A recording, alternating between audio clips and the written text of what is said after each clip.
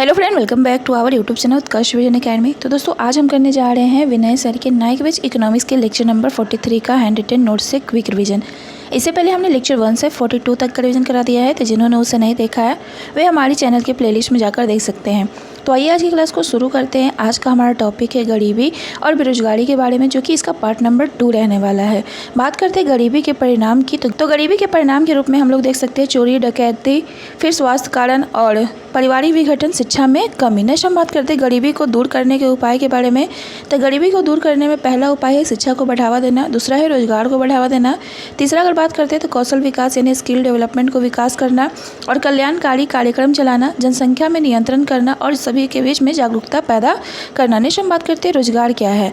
तो जिस कार्य से जो है धन या फिर वित्त कमाया जाता है या फिर ऐसा कार्य जिससे पैसा मिलता है उसी को हम लोग रोजगार या फिर एम्प्लॉयमेंट कहते हैं। नेक्स्ट हम बात करते हैं बेरोजगारी की।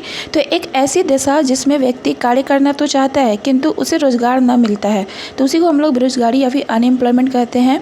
या फिर दूसरे शब्दों में कहें तो ऐसे व्यक्ति जो वर्तमान मजदूरी दर पर काम करने के लिए तैयार है लेकिन उन्हें काम उपलब्ध नहीं है, तो उसे हम लोग क्या कहते हैं, बेरोजगार कहते हैं।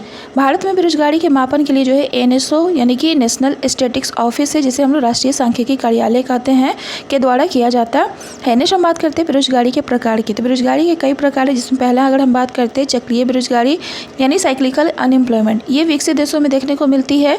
ये बात किया जाए कि यदि मांग जो होता है अधिक होता है तो उत्पादन भी अधिक होता है, और उत्पादन के अधिक होने से रोजगार की भी विकास होता है, और रोजगार अगर ज़्यादा होता है तो उससे बेरोजगारी कम होती है। लेकिन वहीं दूसरी तरफ अगर हम बात करते हैं जब मांग क्या होता है कम होता है तो उत्पादन भी जो होता है कम होता है, और उससे रोजगार में कमी होती है, जिसके कारण जो है बेरोजगारी बढ़ती है।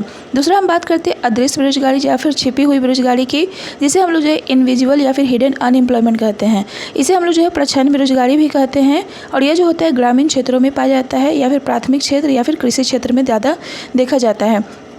इसमें जो होता है आवश्यकता से अधिक लोग जो होते हैं काम में लगे रहते हैं, जिसे हम लोग अदृश्य बेरोजगारी या फिर छिपी हुई बेरोजगारी कहते हैं। नेक्स्ट हम बात करते हैं शिक्षित बेरोजगारी की। तो योग्यता और रोजगार में असमानता को ही क्या कहते हैं, शिक्षित बेरोजगारी कहते हैं। जैसे कि कोई व्यक्ति है जो कि नर्सिंग किया हुआ है लेकिन फिर भी वह जो है गवर्नमेंट स्कूल में कंप्यूटर का टीचर बना हुआ है, यानी उसका योग्यता और उसका रोजगार दोनों में क्या है, काफ़ी असमानता है, इसलिए इसे जो है संरचनात्मक बेरोजगारी या फिर स्ट्रक्चरल अनएम्प्लॉयमेंट कहते हैं। नेक्स्ट हम बात करते हैं मौसमी बेरोजगारी की यानी सीजनल अनएम्प्लॉयमेंट की। तो यह भी जो होता है ग्रामीण क्षेत्र के कृषि क्षेत्र में या फिर प्राथमिक क्षेत्र में देखा जाता है।